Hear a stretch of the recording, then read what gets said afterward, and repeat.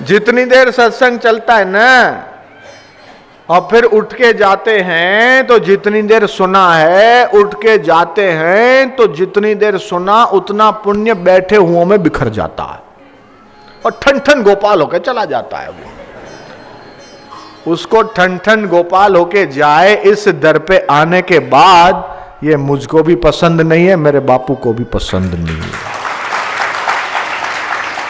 इधर तो झोलियां भरी जाती है। ए देने वाले दाता, तेरे दरबार की हमने अनोखी शान देखी। ओ सदगुरु, ओ मेरे सच्चे पातशाह, मेरे साईं, मैंने तेरे दरबार की अनोखी शान देखी। तुझे देते हुए तो नहीं देखा, लेकिन मैंने मेरी झोली को भरती हुई देखी। आंखों से थोड़ी दिखता है। तेरे दर पे जो भी आता खाली झोली भर के जाता। हम भी आए तेरे द्वार, गुरुजी बेड़ा पार कर। प्रकाशा है शहादा, महाराष्ट्र, धुलिया के पास। इंदौर से जब बंबई आते हैं ना, रास्ते में धुलिया आता है, उसके पास में शहादा है, शहादा का पास प्रकाशा है। वहाँ बापूजी का सत्संग था। मैं जब भोजन बनाने की सेवा में था, पीछे बैठता था गाड़ी में, तो उस समिति में पुरुषोत्तम पाटिल नाम का एक 85 साल का काका था। तो सत्संग से जब आश्रम आए, बापूजी गाड़ी खोल के नीचे उतरे, तो इतने में वो पीछे पीछे यहाँ आगे समिति की गाड़ी थी, तो वो भी आश्रम तक छोड़ने आती है ना। पायलटिंग वालों को आगे चलना चाहिए, बड़नगर वाले संत आवे तो आगे आगे चल के छोड़े, फिर वहां से आवे तो आगे आगे चल के छोड़े। ये नहीं कि संत निकल जाए फिर पीछे पीछे मेहमान की नहीं आवे, नहीं, उनको ले आओ फिर छोड़ जाओ। तो बापूजी उतरे तो उसकी जो टोपी थी, टोपी उतार के उसने प्रणाम किया। मराठी टोपी समझते हो ना, गांधी जी सी। तो बापूजी ने पूछा, अरे पाटिल कैसा सत्संग? बढ़िया। बोले बाबूजी आपकी मेहरबानी, क्या चाहिए तुमको? उसने बोला बाबूजी मूला पाइजे। मूला मतलब बच्चा चाहिए। उम्र कितनी? कितनी उम्र? 85 साल। ऊपर का छपरा पूरा सफेद हो गया। तो क्या बोला? मूला पाइजे। पूछा बापूजी ने, उसने सामने तो बोला ही नहीं। अब बापूजी की इज्जत का सवाल है, जयराम जी की बोलना पड़ेगा। मैंने देखा बापूजी खुजलाए थोड़ा, तो बोले बोल तो दिया, अब क्या होगा? ठीक है। थोड़ी देर शांत हुई। गाड़ी में उतर रहे थे, जो बैठ गए तो वो सामने खड़ा यूं करके। मैं भी बड़ा सोचूं, मैंने कहा अब क्या होता है वो भी देखें अपन। तो हम तो ट्रेनिंग पीरियड में थे तब, तो अब होता क्या है वो भी देखें। उतरे, गहरा सांस लेके छोड़ा। बोले पाटिल उसने बुलवाया है तो वो ही पूर्ति करेगा। कल आ जाना सुबह। बोले ठीक है, बात आई गई हो गई। मैं अंदर अपना दूध गर्म कर रहा था, लेकिन चिंता मेरी बाहर लगी हुई थी कि वो आया कि नहीं आया। आया तो बापूजी जाएंगे तो उसको न जान क्या बोलेंगे, मैं तो सुनूं। अब वहां बाहर जाऊं तो अंदर दूध कौन गर्म करेगा? जवाबदारी मेरी। और बापूजी से पूछने की अपनी हिम्मत हुई। लेकिन मैंने उसको पूछा, मैंने कहा बापूजी क्या बोले? बोले प्रसाद दिया। क्या दिया? बोले फल दिया। और क्या बोले? बोले मंत्र दिया। मैं कहा ठीक है, अब इसकी इंक्वायरी तो रखनी पड़ेगी। अभी फल दिया है तो 6, 8, 9 महीने के बाद इसकी रिपोर्ट तो लेनी पड़ेगी। मैं कहा भाई आपका नंबर लिखा दो मेरे को।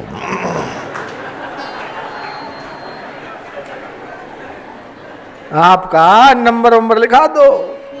और वहां प्रकाशा का संचालक जो था उसको भी बोला, मैं कहा इसका ध्यान रखना थोड़ा, ये कहीं से गोद लेता है क्या होता है।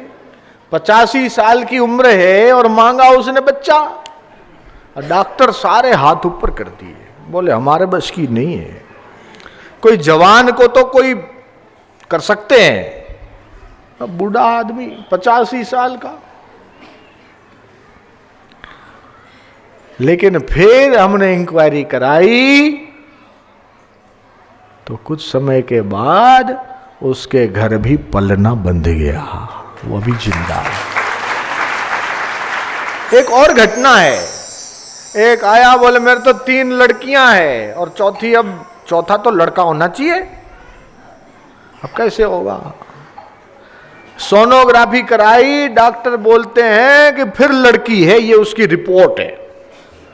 लाके स्टेज पे रख दी, देखा, शांत हुए, बोले जा तेरा लड़का होगा। बापूजी वो सोनोग्राफी डॉक्टर ने करी है, ये उसकी रिपोर्ट है, इसमें कहा कि लड़की है।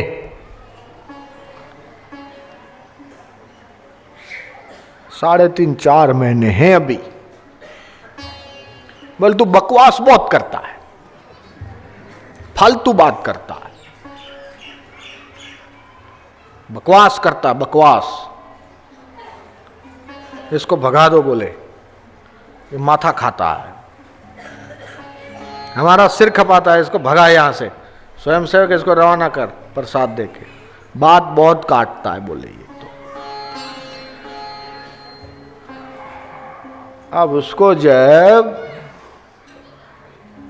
कुछ समय के बाद लड़का हुआ तो वो लेके आया।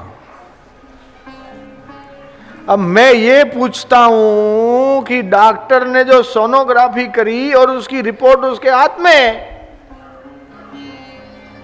बापूजी ने तो उसको छुआ भी नहीं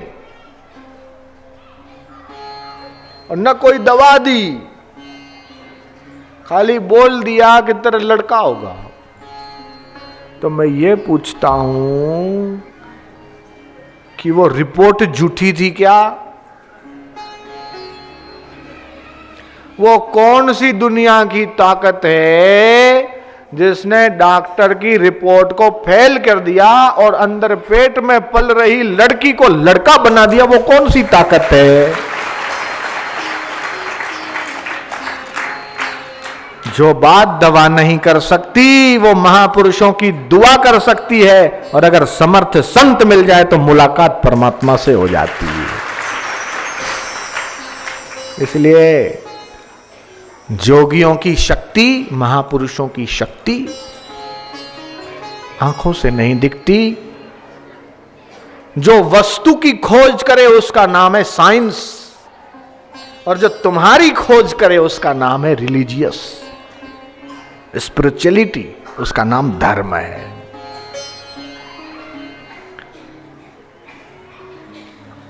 तो श्रद्धा से कृपा की प्राप्ति होती है। इसलिए प्रार्थना, हर रोज सुबह उठो प्रार्थना करो, शाम को प्रार्थना करो। बोले स्वामी जी का 2-4 दिन सत्संग मिलता तो आनंद आता, अब ये 2 घंटे के सत्संग में तो क्या मजा आएगा, क्या इतना प्रचार होता है, 2 घंटे में तो सत्संग करके चले जाते, इतने में क्या मजा आता।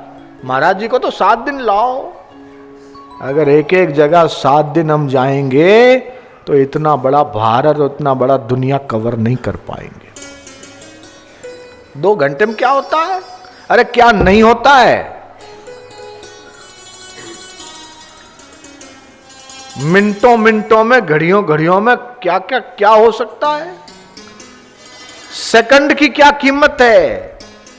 वो अंतरिक्ष में जाने वाली सुनीता से पूछो, 1 सेकंड में तुम्हारा जो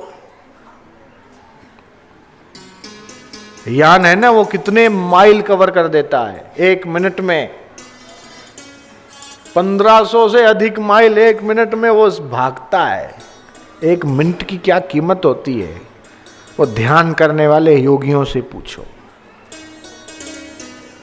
तुलसीदास से पूछो, एक घड़ी आधी घड़ी की क्या कीमत होती है।